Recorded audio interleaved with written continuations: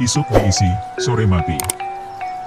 Isuk diisi, sore mati, adalah simbol untuk Pulau Jawa dahulu kala.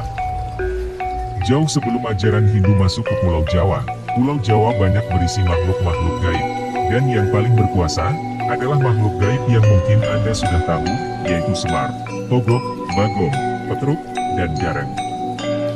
Karena kesaktian dan keserakahan kelima makhluk gaib inilah, Pulau Jawa dapat sebutan isuk diisi sore mati, yang maksudnya, Pulau Jawa tidak bisa dihuni oleh manusia, walaupun dihuni akan terjadi pertumpahan darah di antaranya, baik karena perang, ataupun bencana alam. Kelima makhluk ini, menghuni mulai dari ujung barat sampai ujung timur Pulau Jawa, seperti contoh satu tempatnya Semar, yaitu di Pulau Ismoil Pantai Balekambang Malang. Aji Saka. Aji Saka adalah penemu huruf Jawa, Monocoroko, yaitu ketika Aji Saka menembali tanah Jawa agar bisa dihuni manusia. Singkat cerita, Aji Saka datang ke Pulau Jawa, dan sudah menciptakan huruf Jawa. Dalam pengembaraannya, dia sadar bahwa tanah Jawa tidak stabil, sering sekali darah manusia bercucuran, dan akhirnya beliau tahu kalau penyebabnya adalah kelima makhluk gaib tadi, yaitu Semar, Togok, Bagong, Petruk, dan Gareng. Akhirnya tanah Jawa ditumbali, atau diberi raja dan doa, untuk bisa dihuni. Untuk tempatnya, masih banyak dipertanyakan. Syekh Subakir. Sebuah raja, juga memiliki tanggal kadaluarsa. Dalam perkembangannya, seiring dengan waktu dan semakin ramai Pulau Jawa, Raja Aji Saka tidak bisa bertahan lama dan menjadi kadaluarsa. Kembalilah keadaan di mana jin berkuasa, hujan darah di mana-mana, dan bencana merajalela. Lalu pada suatu ketika, datanglah waliullah pertama di Jawa, yaitu Syekh Subakir. Mengetahui kondisi Pulau Jawa yang sulit dihuni manusia, beliau menembali tanah Jawa dengan Raja Kolocokro di Gunung Tidar.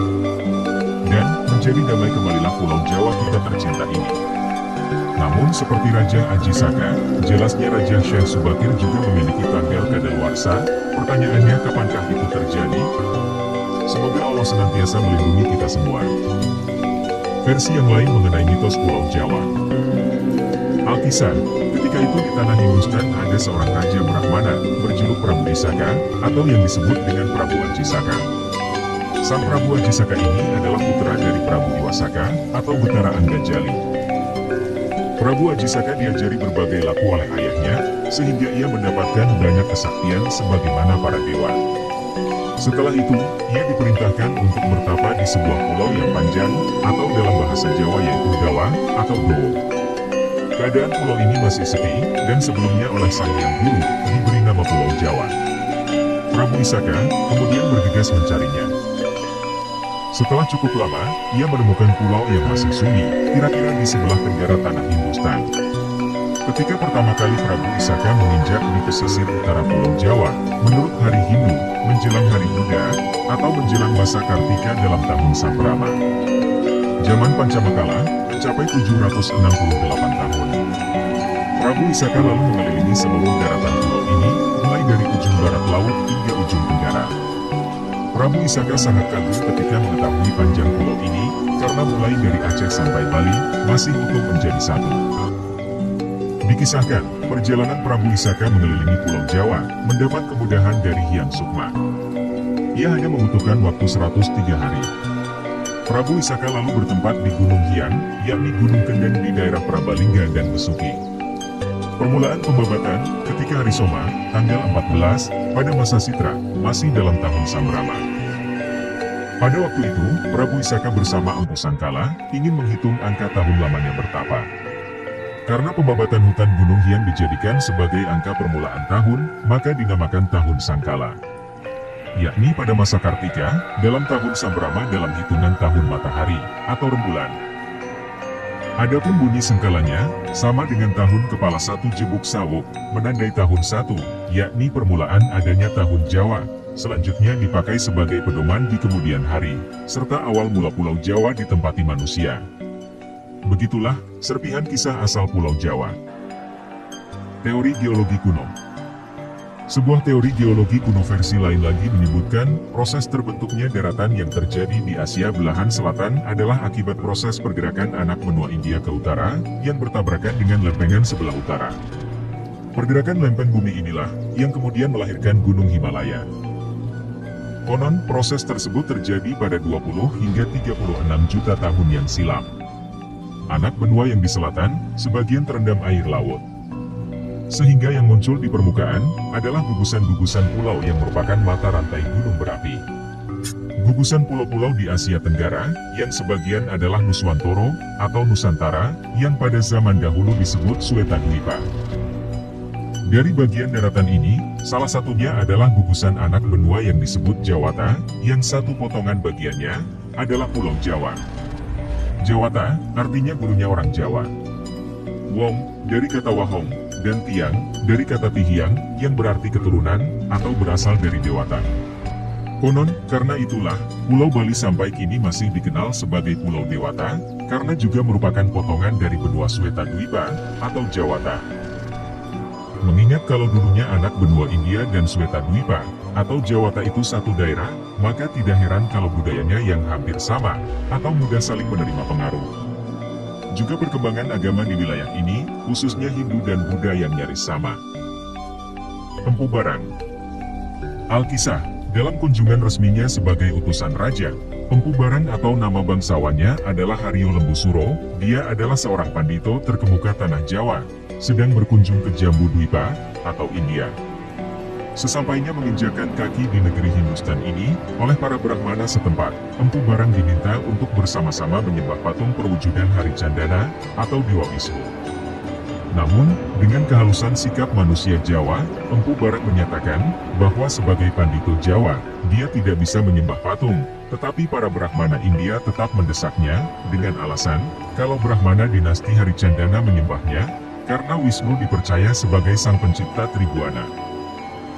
Dengan setengah memaksa, Empu Barang diminta duduk, namun sewaktu kaki Empu Barang menyentuh tanah, tiba-tiba bumi bergoyang, tidak disebutkan berapa kekuatan goyangannya dalam skala Richter.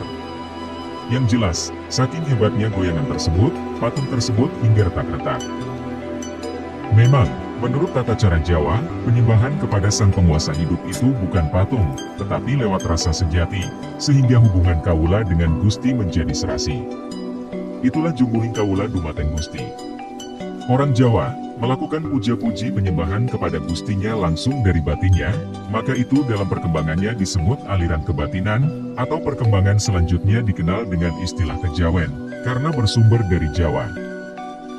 Bagi orang Jawa, cerita tentang waktu bumi Jawa belum dihuni manusia, dulu telah dihuni oleh golongan dewa-dewi dan makhluk halus lainnya. Dan salah satu putra Sang Hyang Jagat Girinata, yaitu Batara Wisnu, turun ke arca pada kawin dengan Pratiwi, atau Dewi Bumi. Dalam pemahaman kejawen, hal itu disikapi dengan terjemahan, kalau Wisnu itu artinya urip atau hidup, pemelihara kehidupan.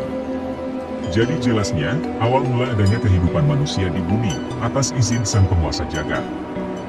Dewa perlambang sukma, manusia perlambang raga. Begitulah hidup manusia, raganya bisa rusak, namun sukmanya tetap hidup langgeng. Prabu Galbah. Kemolekan bumi Jawa laksana perawan rupawan yang amat jelita, sehingga kerajaan Rum, atau Merum, yang dipimpin Prabu Galbah, lewat laporan pendeta Ngali Samsujen, begitu terpesona karenanya. Maka diutuslah dutanya yang pertama, yang bernama Hadipati Alif. Hadipati Alif berangkat bersama 10.000 warga Ngerum menuju Nuswa Jawa. Mereka dalam waktu singkat, meninggal terkena wabah penyakit, tak tersisa seorang pun. Lalu dikirimlah ekspedisi kedua, di bawah pimpinan Hadipati Ehe.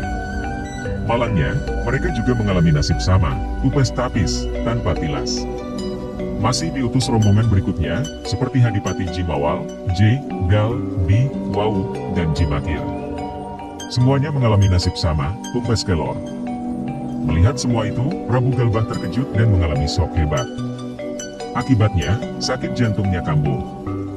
Dia kemudian jatuh sakit, dan dalam waktu tak lama, dia pun mangkat. Pendeta Ngali Samsujen merasa bersalah karena nasihatnya menimbulkan malapetaka ini terjadi. Akhirnya, beliau mati dalam rasa bersalah. Tinggal Mahapati Ngerum, karena rasa setianya, dia ingin melanjutkan misi luhur yang dicita-citakan rajanya. Dia akhirnya ingat pada sahabatnya yang sakti bernama Jaka Sangkala, alias Aji Saka, yang tinggal di tanah Maldewa, atau Swetadwipa. Habisnya para migran dari Ngerum ke Tanah Jawa itu, menurut Jaka Sangkala, adalah karena hati mereka yang kurang bersih. Mereka tidak meminta izin dahulu pada penjaga Nuswa Jawa. Padahal, karena sejak zaman dahulu, tanah ini sudah ada yang menghuni. Yang menghuni Tanah Jawa adalah manusia yang bersifat suci, berwujud badan halus, atau ajiman. Aji artinya ratu, men atau wan artinya sakti. Selain penghuni yang baik, juga dihuni penghuni berkasakan, yaitu anak buah Batara Kala. Makanya tak ada yang berani tinggal di bumi Jawa sebelum mendapat izin Wisnu, atau Manikmaya, atau Semar. Akhirnya, Mahapati Ngerum diantar Aji Saka menemui Wisnu, dan istrinya Dewi Sri Kembang. Saat bertemu, dituturkan bahwa, Wadyabala warga Ngerum yang mati tidak bisa hidup lagi, dan sudah menjadi periparahyangan anak buah Batara Kala. Tapi kedelapan hadipati yang gugur dalam tugas itu, berhasil diselamatkan oleh Wisnu, dan diserahi tugas menjaga 8 mata angin. Namun, mereka tetap menghuni alam halus. Atas izin Wisnu, Mahapati Ngerum dan Aji Saka berangkat ke Tanah Jawa untuk menghadap Semar di Gunung Tidar. Tidar dari kata tidak, hati di dada, maksudnya adalah hidup. Supaya selamat, oleh Wisnu, Mahapati Ngerum dan Aji Saka diberi sifat kandel berupa Raja Kalacakra, agar terhindar dari wabah penyakit, dan serangan anak buah Batara Kala. Dan ternyata, masih banyak versi lain yang menyebutkan bagaimana terbentuknya Pulau Jawa. Lain kali akan kita sambung lagi, makanya jangan lupa subscribe dulu. Oke bos,